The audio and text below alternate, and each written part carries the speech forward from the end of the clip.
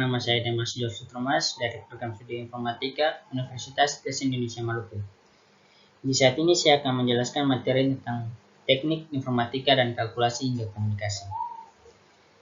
Yang di dalamnya terdapat 2 poin. Yang pertama, pengantar teknologi informasi. Yang di dalamnya yang akan dibahas pengertian komputer, manfaat komputer, hubungan komputer dengan teknik informasi. Kemudian poin kedua, komputer dari kalkulasi hingga komunikasi. Yang di dalamnya yang akan dibahas hidup tanpa komputer, mesin proses informasi, klarifikasi atau pengelompokan komputer. Pertama, pengertian komputer.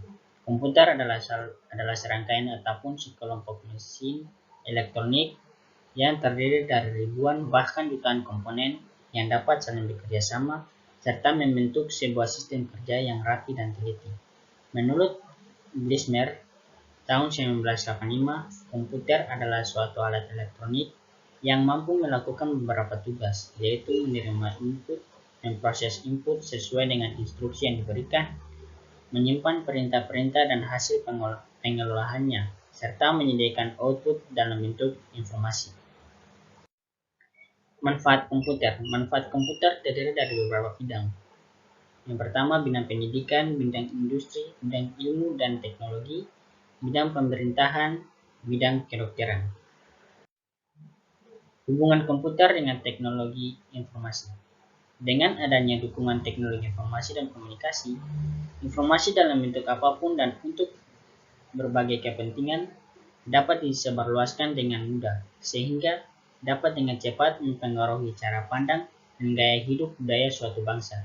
Semakin canggih dukungan teknologi, semakin besar arus informasi dapat dialirkan dengan jangkauan dan dampak global. Poin yang kedua, komputer dari kalkulasi hingga komunikasi. Hidup tanpa komputer. Mungkin sebagian masyarakat dalam era globalisasi mendengar kata hidup tanpa komputer pasti akan menjawab tidak bisa, karena komputer sangat membantu dalam menyelesaikan tugas, dan dengan adanya komputer sangat mudah untuk mencari informasi penting hanya duduk berdiam di rumah. Mesin proses informasi. Mesin proses informasi terdiri dari CPU. CPU adalah singkatan dari Central Processing Unit, merupakan perangkat keras komputer yang juga disebut sebagai unit pengolah pusat pada komputer. CPU merupakan suatu perangkat keras mikroprosesor yang memahami dan melaksanakan suatu perintah dari perangkat lunak.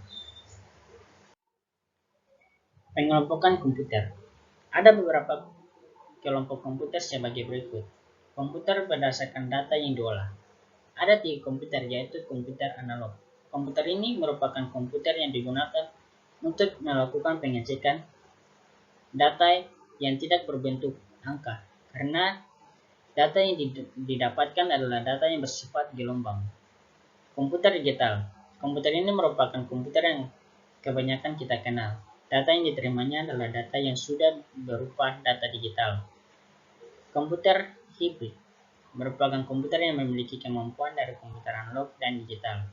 Komputer jenis ini diperuntukkan untuk pengelola data yang sifatnya baik kuantitatif maupun kualitatif.